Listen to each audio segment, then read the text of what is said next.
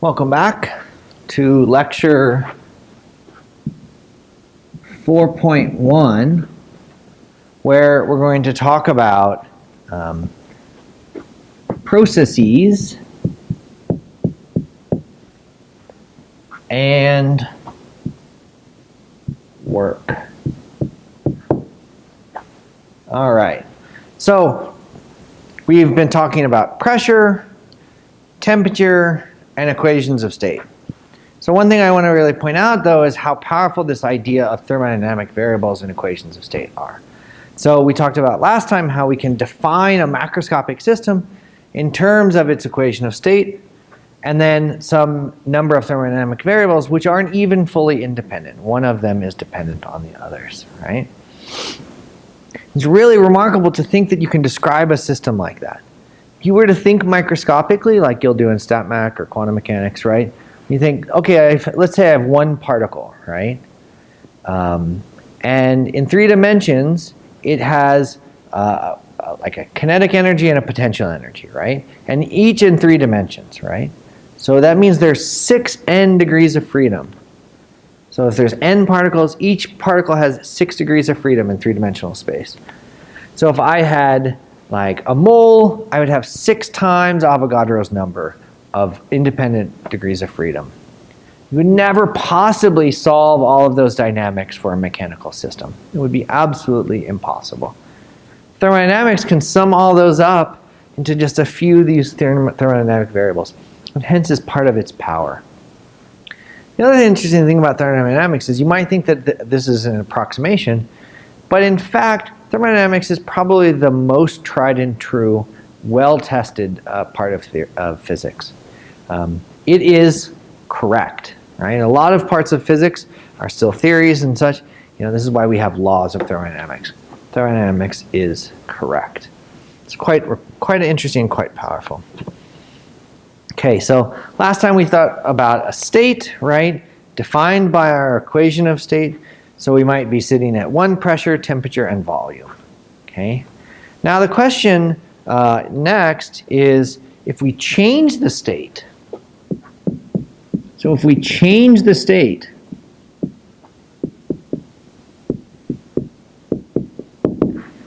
that's what we're going to think about there today. Changing the state. And we're going to do this via a process, via a process. Process, I don't know which one's right. Okay, so this is the definition. Now, we're always going to try to do this slowly. And we're going to do it so slowly that the system remains infinitesimally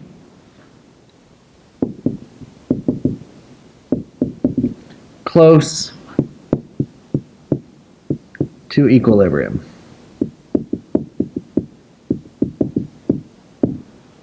Why is that important?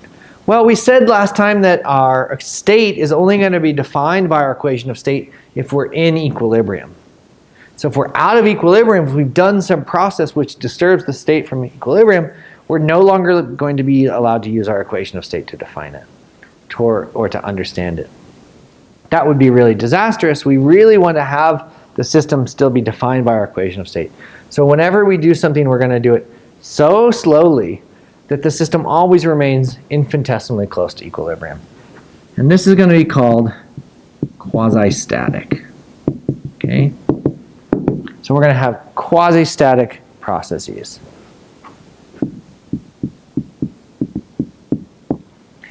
And that's going to be super important. Okay? So there's other kinds of processes that we're going to talk about. So we're going to talk about an adiabatic process.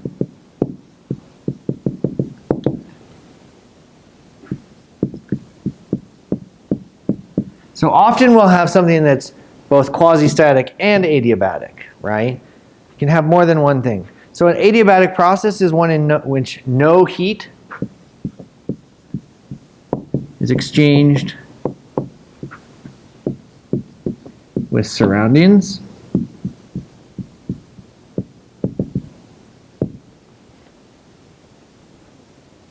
could have an isothermal process.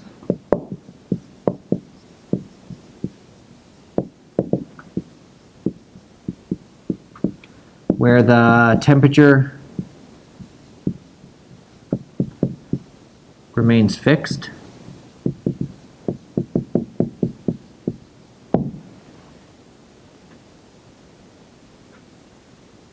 You could have an isobaric process. You could probably guess. I said got that bar in there, right? Isobaric is constant pressure. And you could have isochoric. Means constant volume. Okay? So you have a variety of processes. So let's think about the adiabatic and isothermal for a second. It's very unlikely that you have a process which is both adiabatic and isothermal, right? So you can imagine if the temperature if you do something and the temperature remained fixed, you probably had to exchange heat with your surroundings. Okay? Vice versa. If you do something to a system and you don't allow it to exchange heat, the temperature will likely change. Okay? So let's look at an example of a process.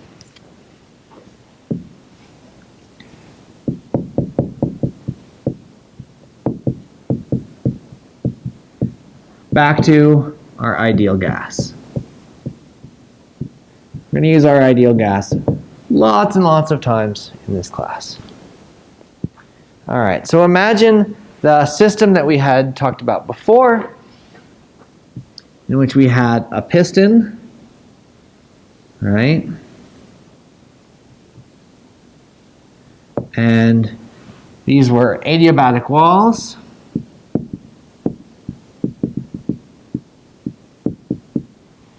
All right, so I could have some system. So, for example, with a pressure, a volume, and a temperature, right? The thermodynamic variables describing my system.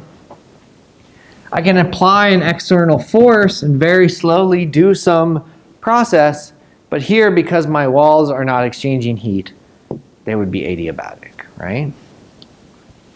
So I could have adiabatic or insulating walls. So let's call them also insulating. Now let's compare that with the situation where we're isothermal, okay? So you can imagine having your piston, again, right? Pushing a force down, some pressure, volume, and temperature inside. But now you could have a heat link to a thermal reservoir, right?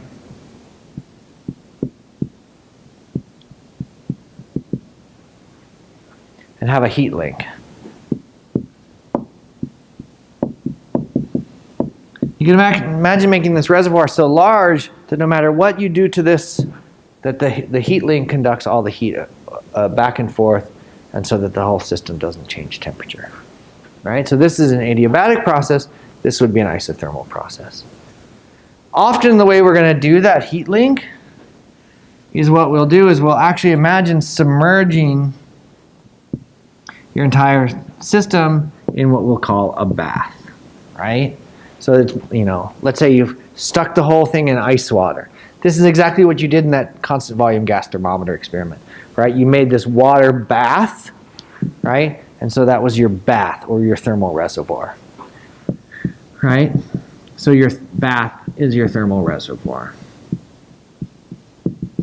It's a very nice way of making that contact, okay? Okay, so now imagine that we take this system and we do some process, right? We're going to take that force and we're going to apply it to the system, okay? Okay, so let's imagine pushing a force on a piston. So what happens when you apply a force and you move something, right? You get work. Okay. So here's usually where I say, how do you define work? And someone says, work is the force times the distance. And I say, no, I mean yes, but that's like the way you did it in first year physics. How we need to define these things because we might have more complicated processes. We're going to need to define the work as the force dotted over some dx, right? So we're going to do some dx, and the work is going to be the integral of dw, right? So the work is going to be the integral. So imagine the following. So let's say we're going to do, we're going to start at state 1. We're going to move to state 2 by applying some force. So I've put some kind of arbitrary force here, right? Or it could be even be, you know, some very complicated force, right? And so the work then is going to be the integration from state 1 to state 2 of f dx. For now, let's keep reminding ourselves that those are vectors, right? So we're going to call this usually, so when we go from 1 to 2, we're going to call this the work from 1 to 2 is that, okay? So it's that integral from state 1 to state 2, okay? So here, let's remind ourselves that since we're applying this force, right? Here we're going to have work done on the system, okay? So this is going to get confusing at times when we have to really keep track. So when we apply the force to the system, we're doing work on our system, right? So far, so good. Now, if we reverse the path,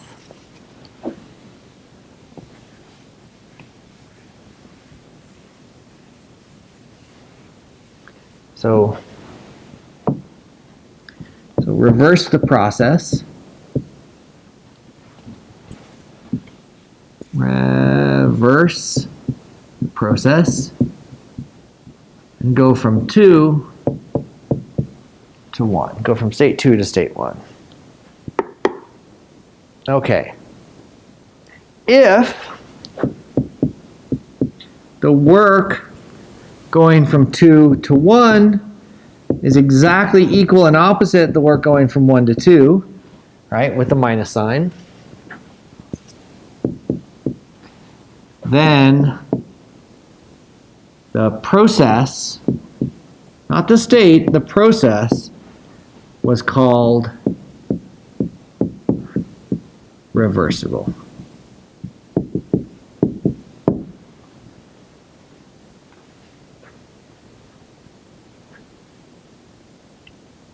Okay, so let's mathematically think about how we can define when that happens.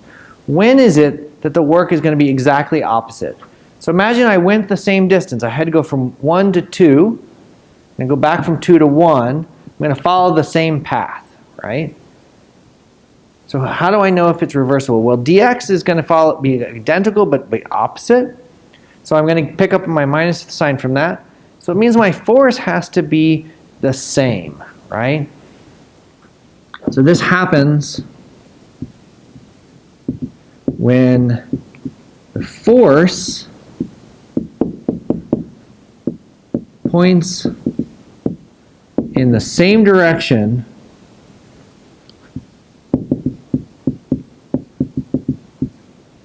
in both, how do I say it?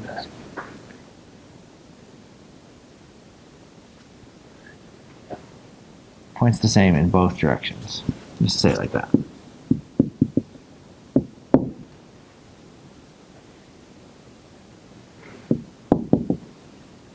Okay, so a good example of that is gravity, right? So gravity's pointing down, so I can do the work to bring it up.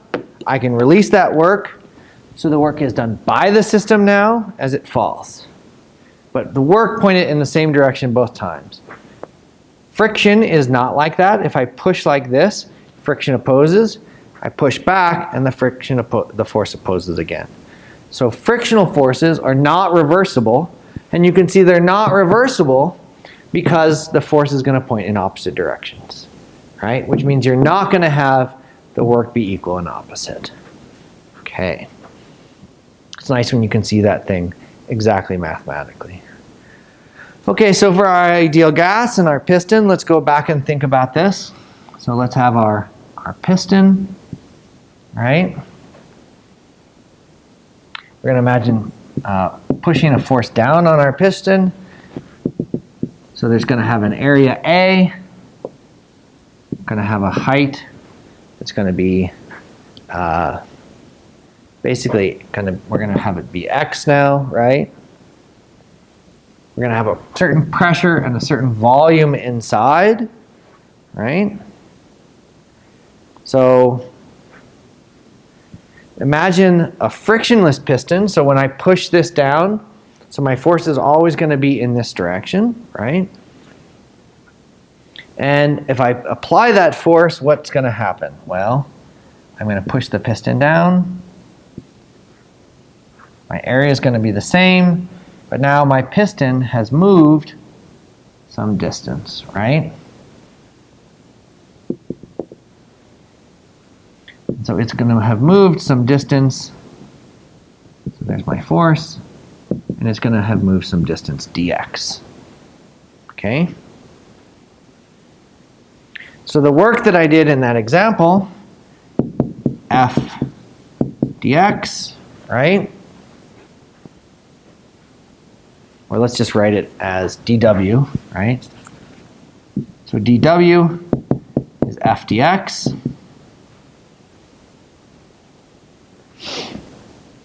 So the force that we have to do to move it is just a pressure times an area, right? And an area times a change in height is going to have, this is going to be P, and this is going to be V plus dV, right? So there's some change in volume. So you can see that my dW is now minus P dV.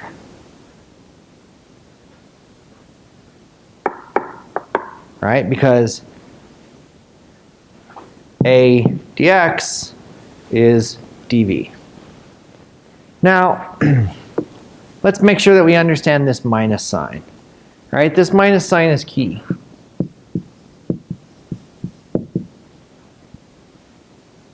The minus sign makes sure we're consistent with this convention that we were saying, right? So we want to make sure that when we do work, so when we compress the system, right? If I'm compressing the system, I'm applying the force, right? I need to make sure that I'm doing work on the system, right? So I do work on the system, and that means my dW is positive, right? So if dV is negative, dW is positive. Right? My volume changed, got smaller. So that minus sign ensures that that was a positive amount of work I did on the system. If I have an expansion, I do work by the system, right? So my volume change is going to be greater than 0, but my work is going to be less than 0. It's going to be negative, okay? And that's work by the system. It's a very important convention, and we're going to carry this throughout the semester, right? And that minus sign is what's ensuring that. Okay, so next time we're going to talk about PV diagrams and how we look at these processes as a function of on PV indicator diagrams. See you then.